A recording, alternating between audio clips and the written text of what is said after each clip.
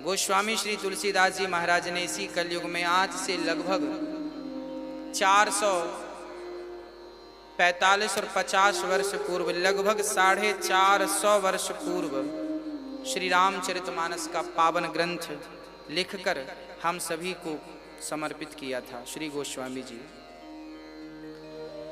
गोस्वामी तुलसीदास जी महाराज अवधी भाषा में श्री रामचरितमानस को लिखते हैं।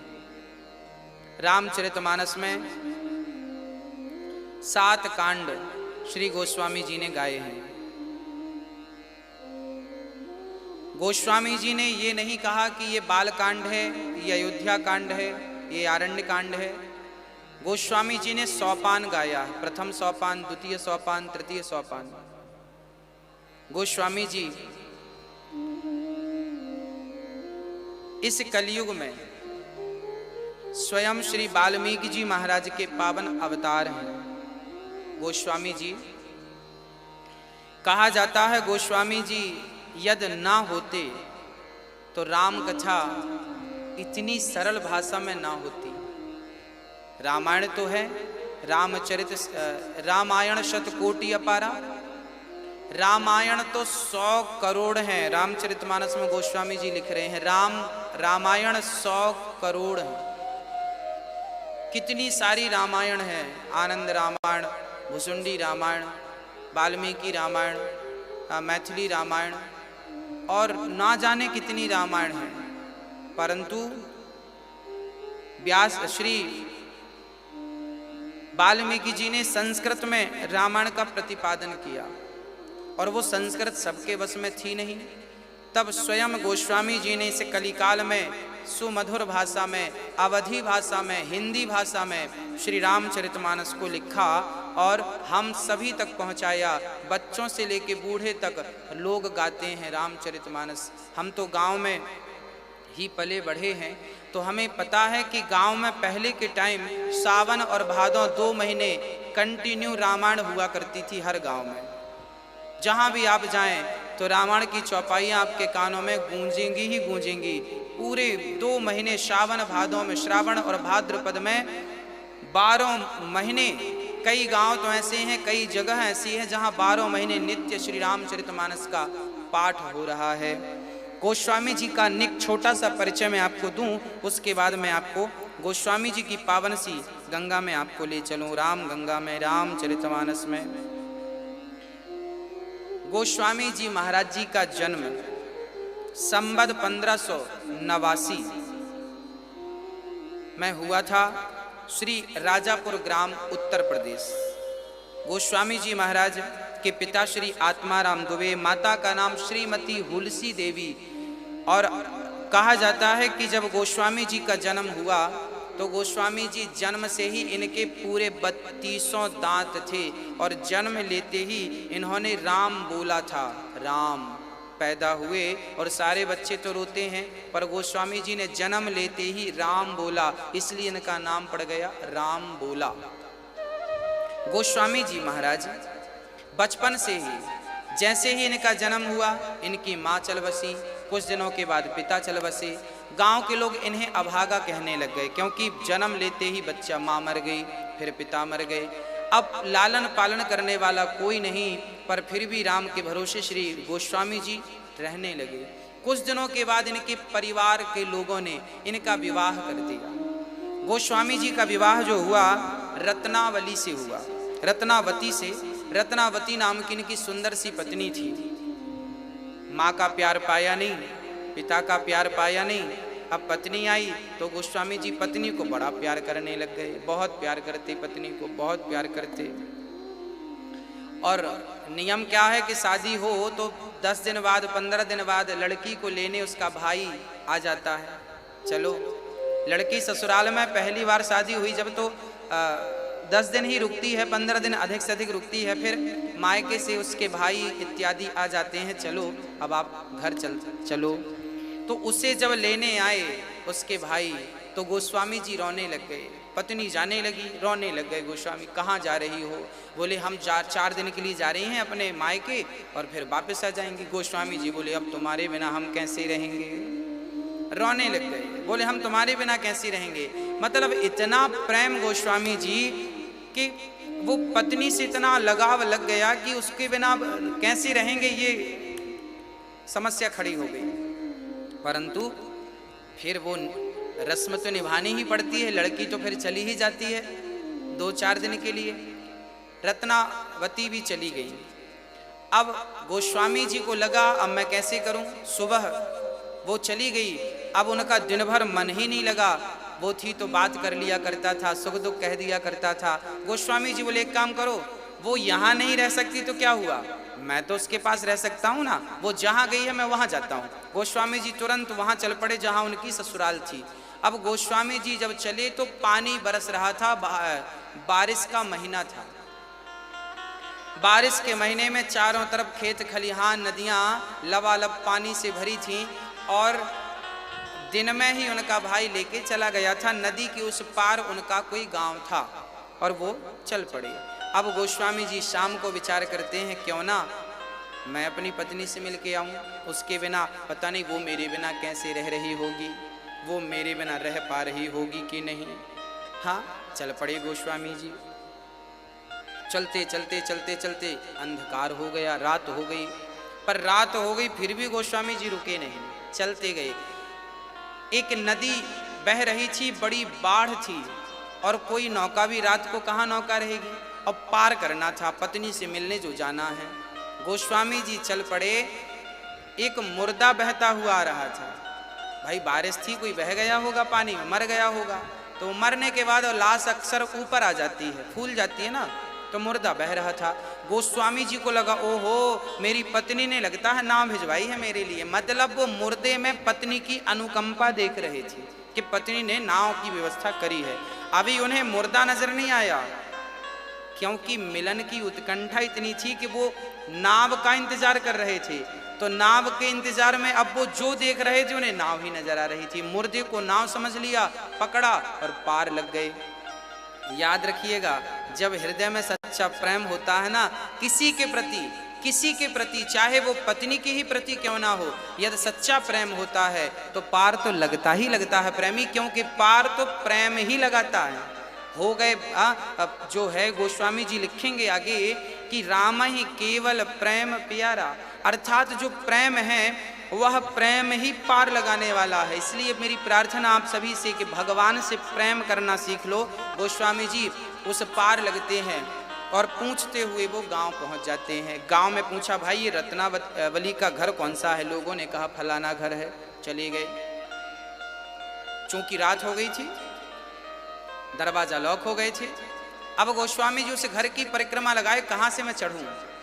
तभी क्या देखते हैं कि ऊपर के कमरे में कुछ प्रकाश सा हो रहा था। गोस्वामी जी को लगा हो ना हो यहाँ मेरी पत्नी होगी। तो वो पीछे की तरफ खिड़की थी। संयोग देखिए कि उस समय रत्नावती के कमरे में एक सांप जा रहा था, लंबा सा मोटा सा काला नाग। गोस्वामी जी उस नाग को रस्सी समझ गए कि लगता है मेरी पत्नी ने मेरे लिए रस्सी डाल रखी है, और सांप को रस्सी मानकर वो खिड़की के द्वारा पत्नी के कमरे में पहुंच गए। अब पत्नी ने आधी रात को जब देखा, गोस्वामी जी ने, उस समय वो सो रही थी, जगाया, भाग्यवान जागो देखो हम आ गए हैं। हाँ, अब जब जागी पत्नी हक्का बक्का रह गई, राम राम आप कहाँ से आई इतनी रात को। बोले हम तो नदी भी पार कर लिए और तेरे कमरे में भी आ गए। अब पत्नी बोली आपका मन नहीं लगा। गोस्वामी जी बोले आपके बिना कैसे मन लगेगा। तब पत्नी ने कहा स्वामी जी जितना प्रेम आपने मुझसे किया है, मैं तो संसार की तुच्छ सी स्त्री हूँ। 5 तत्वों का शरीर है, शरीर में दुर्गंध भरी है, वासना भरी है। आपने जितना प्रेम एक संसार की महिला से किया, स्त्री से किया, यदि इतना ही प्रेम भगवान से कर लिए होते तो आपका बेड़ा पार हो गया होता। बस भक्तों, पत्नी की इन शब्दों ने गोस्वामी जी की आंख खोल दी और गोस्वामी जी महाराज उसी रास्ते, उसी खिड़की से, जिस खिड़की से चढ़े थे उसी खिड़की से वापस होते हैं और सीधा अपने घर ना जाकर अयोध्यापुरी आ जाते हैं। और अयोध्या में प्रेम पूर्वक आप भगवान की कथा प्रेम पूर्वक सुनाते हैं। पहले तो सुनते हैं गुरुजनों के चरणों में बैठकर और फिर श्री गोस्वामी जी महाराज प्रेम से कथा सुनाने लग जाते हैं। अच्छा, गोस्वामी जी का एक नियम और था। गोस्वामी जी उस जमाने में तो अक्सर सारे लोग खुले में शौच करते थे, तो गोस्वामी जी भी खुले में शौच करने जाते थे। अब वो शौच करने जब जाएं तो वहां एक बेर का एक पेड़ था, तो शौच करने जब जाएं तो शौच के बाद जो पानी बचता उनके कमंडल में, वो पानी उनने नियम से उस बेर के पेड़ पर छोड़ देते। जो भी पानी बचता शौच के बाद वो छोड़ देते। एक दिन पानी छोड़ते छोड़ते अब कई महीने, क्योंकि वही जाना था, वही नियम बन गया, पानी इसमें डालना है। अकस्मात ये बुद्धि हुई कि पानी डालना है, और बेर में पानी डाले। कुछ दिनों के बाद वो बेर सूख रही थी, बेर का पेड़, पर वो पनप गया, हरा भरा हो गया पानी से। एक दिन जब गोस्वामी जी ने उस बेर पर पानी डाला तो वो वहां से एक प्रेत प्रकट हो गया। और प्रेत जब प्रकट हुआ तो गोस्वामी जी ने कहा, भैया आप कौन हैं? उन्होंने कहा, हम प्रेत हैं, हम तुम्हारी सेवा से प्रसन्न हैं, तुम हमें रोज पानी पिलाते हो। क्योंकि जो भूत प्रेत होते हैं ना, वो ऐसा ही पानी पीते हैं, गंदा। हाँ, आपने हमें पानी पिलाया है, हम आपसे बड़े प्रसन्न हैं, हमसे कुछ मांग लो। तब गोस्वामी जी ने उस प्रेत से मांगा। गोस्वामी जी ने कहा, भैया यदि हमें कुछ देना चाहते हो तो बस हमें राघव का, राम का दर्शन करा दो। यदि तुम्हारी सामर्थ्यता है, तुम कुछ देना ही चाह रहे हो तो राम का दर्शन करा दो, यही मैं आपसे मांग रहा हूँ। कितनी बढ़िया बात है। गोस्वामी जी प्रेत से भी यदि कुछ मांग रहे हैं तो राम का दर्शन मांग रहे हैं। प्रेत से क्या मांग रहे हैं? राम का दर्शन मांग रहे हैं। अर्थात प्रेत से गोस्वामी जी राम को मांग रहे हैं। तो आप कभी भी मंदिर जाएं, किसी भी मंदिर में जाएं, और आपसे यदि आपको मांगना पड़े किसी से, तो अपने इष्ट के लिए, अपने भगवान के लिए प्रीति प्रेम ही मांगिएगा। गोस्वामी जी महाराज जब प्रेत से कहते हैं कि राम से मिला दो, तब प्रेत ने कहा, भैया मैं राम से आपको नहीं मिला सकता, परंतु मैं राम तक पहुंचने का आपको मार्ग बता सकता हूं। कैसे? तब गोस्वामी जी से प्रेत ने कहा कि जब आप कथा सुनाते हैं ना लोगों को, अच्छा गोस्वामी जी रोज सत्संग करते थे, रोज कथा सुनाया करते थे। बैठ जाते थे एक चबूतरे में और सारे लोग बैठ जाते थे, कथा सुनते थे। बड़ी बड़ी सुंदर कथा श्री गोस्वामी जी गाते थे राम जी की। प्रेत ने कहा कि जब तुम कथा सुनाते हो ना, तो तुम्हारी कथा में जो सबसे पीछे काला सा आदमी कंबल ओढ़ के आता है, तुम कल उसके पांव पकड़ लेना, तुम्हें राम का दर्शन हो जाएगा। अब गोस्वामी जी ने कहा कि भाई वो कौन है जिनके आप पांव पकड़ने का बोल रहे हैं? तब उन्होंने कहा, प्रेत ने कहा कि वो श्री हनुमान जी हैं। वेश बदल कर आते हैं और जहाँ जहाँ राम कथा होती है, हनुमान जी किसी ना किसी रूप में आकर उस कथा का रसपान, रसास्वादन जरूर करते हैं। अब तो गोस्वामी जी को बड़ा आनंद लगा और कल के दिन फिर वो जाकर कथा सुनाई। और जब कथा सुना रहे थे तो गोस्वामी जी ने ध्यान दिया, सचमुच पीछे कंबल ओढ़कर गंदा सा आदमी, मक्खी लग रही हैं और बहुत गंदे से रूप में गोस्वामी जी लगे। अच्छा, हनुमान जी स्वरूप में आते हैं ताकि इन्हें कोई पहचान ना सके। और गोस्वामी जी महाराज ने जब देखा, जब कथा पूरी हुई, सारे श्रोता जाने लगे तो हनुमान जी भी जाने लगे। गोस्वामी जी ने चरण पकड़ लिया, महाराज हम पर कृपा करो। वो काला सा व्यक्ति बोला, गुरुजी आपने हमारे पांव क्यों पकड़ रखे? आपने तो बड़ी अच्छी कथा सुनाई और आप तो तुलसीदास महाराज हैं और आप तो अच्छी कथा सुनाते हैं। तब तुलसीदास जी ने कहा, हमें पता है आप हनुमान जी हो, हमें दर्शन दो, हमें दर्शन दो। और जब गोस्वामी जी ने शरण पकड़े हैं न प्रिय भक्तों, तो वो साधारण रूप में सचमुच श्री हनुमान जी महाराज प्रकट हो गए। ना जाने किस रूप में नारायण मिल जाएं। इसलिए मैं कहा करता हूँ, सबकी सेवा करिएगा, पता नहीं परमात्मा किस रूप में छिपकर आपको देख रहे हों और आपका मुआयना कर रहे हों। हरि व्यापक सर्वत्र समाना। गोस्वामी जी महाराज प्रेम पूर्वक पावन चरण पकड़कर कहते हैं, भगवान मुझे आप राम का दर्शन कराइए। उसके बाद गोस्वामी जी को चित्रकूट पर श्री हनुमान जी ने तुलसीदास जी को राम जी का पावन दर्शन कराया।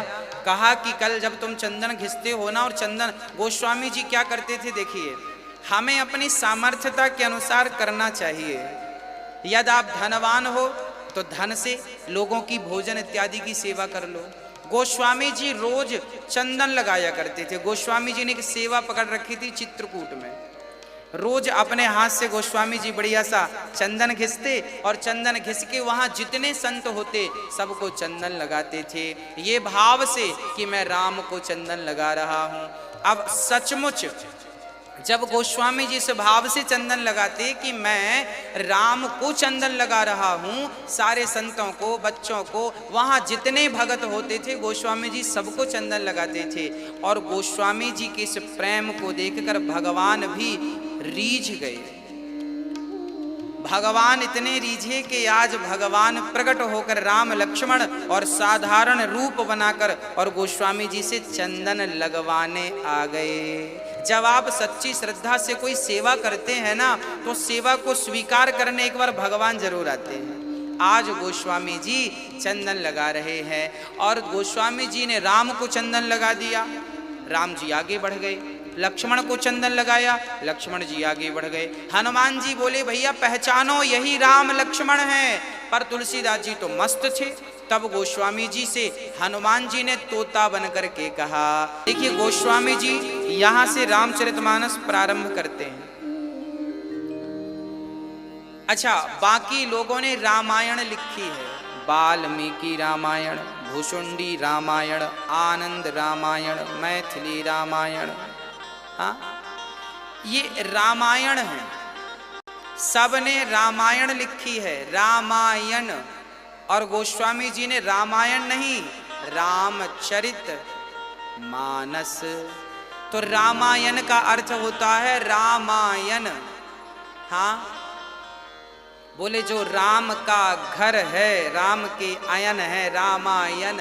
जो राम का आयन है, जो राम का घर है, वह रामायण है। रामायण अर्थात राम का घर, राम का निज निवास। पर गोस्वामी जी रामायण नहीं, रामचरित्र मानस लिख रहे हैं। मानस मतलब होता है सरोवर। मानस, हाँ, हम लोग देखते हैं ना, लोग जाते हैं मान सरोवर। मानस मीन्स सरोवर। रामायण में वह प्रवेश करे जो शुद्ध बुद्ध हो चुका है। बुध विश्राम सकल जन रंजनी। जो ज्ञानी है, जो बिल्कुल प्रखर है, वो तो रामायण में प्रवेश करें। जो अच्छा, मंदिर जाने के पहले एक शर्त होती है। मंदिर जाने के पहले शर्त यह है कि आप नहा कर ही, स्नान कर ही मंदिर जाएं। तो जो स्नान कर चुके हैं वो रामायण में प्रवेश करें, और जो स्नान करना चाह रहे हैं वो रामचरितमानस में प्रवेश करें। तो रामचरितमानस तो सरोवर है, और ये भक्ति का सरोवर है, प्रेम का सरोवर है। और जो इस प्रेम के सरोवर में डुबकी लगा लेता है उसके पाप संताप सदा सदा के लिए मिट जाते हैं, जन्म जन्म के पाप। और बुध विश्राम सकल जन रंजनी। बुध विश्राम अर्थात ज्ञानी जनों को भी अपार शांति का अनुभव कराने वाला पावन यह ग्रंथ है श्री रामचरितमानस, जिसमें संपूर्ण मर्यादा का पालन श्री गोस्वामी जी ने किया है। अब वो ग्रंथ शुरू कहाँ से कर रहे हैं? बोले वर्णानाम अर्थ संघानाम रसानाम छंदसाम मंगलानां च कर्तारो वंदे वाणी विनायकौ।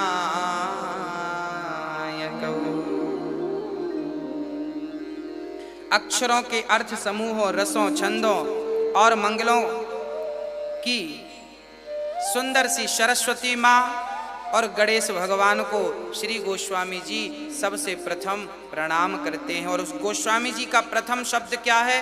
वर्णानामर्थ। वर्णा वा वा वा मतलब ब्रह्म सूचक, जिसके भीतर जो होता है ना उसके वाणी से वही निकलता है। ये आप देख लें, क्या होता है कि यदि आपके अंदर गालियां भरी हैं, निंदा भरी है, चुगली भरी है, किसी के प्रति घृणा द्वेष भरा है, तो आप जब भी बात करेंगे ना तो आपके मुंह से वही बातें निकलेंगी।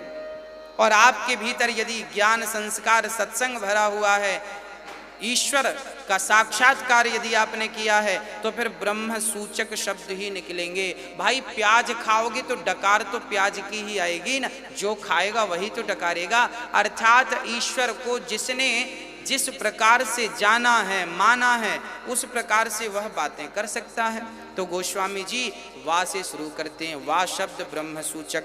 और पहला प्रणाम किसको? माँ सरस्वती को, क्योंकि वाणी को वही शुद्ध करती हैं, बुद्धि को वही निर्मल करती हैं। और दूसरा प्रणाम श्री गणेश जी को। गणेश जी को प्रणाम क्यों किया? क्योंकि गणेश जी हम कोई भी शुभ काम करते हैं ना, चाहे शादी विवाह हो, चाहे सत्यनारायण भगवान की कथा हो, कोई भी शुभ कार्य, चाहे गृह प्रवेश हो, गृह निर्माण हो, आप कुछ भी करो, सबसे पहले किसको प्रणाम किया जाता है?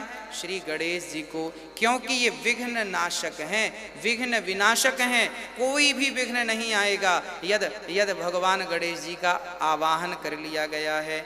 अच्छा, गणेश जी से क्यों एक्सपायर हैं श्री गोस्वामी जी, और क्यों गणेश जी की प्रथम पूजा होती है?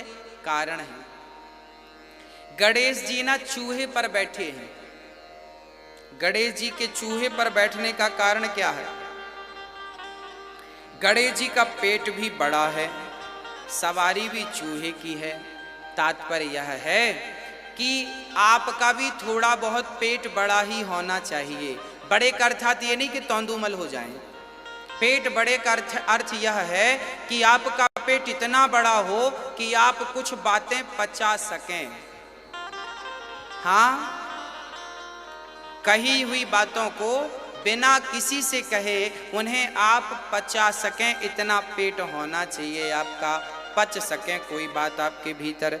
गणेश जी का पेट बड़ा है, तो ये गणेश जी सूचक हैं कि भाई आपका कोई अपमान कर दे तो उस अपमान को भी पचा लीजिएगा, और सम्मान कर दे उसे भी पचा लीजिएगा। क्योंकि कई बार आपका कोई सम्मान कर देना तो फिर आप डिंडोरा पीटने लगते हैं, देखो तो हमारा सम्मान हुआ, देखो तो हमें मेडल मिला, देखो तो हमारा ये हुआ, ये हुआ, ये क्या होता है? इससे फिर आपका अहंकार बढ़ने लगता है, अहंकार। और जब अहंकार बढ़ेगा तो फिर आपका पतन हो जाएगा। तो पतन से बचना है तो आप अपनी स्तुति और आलोचनाओं से बचिए।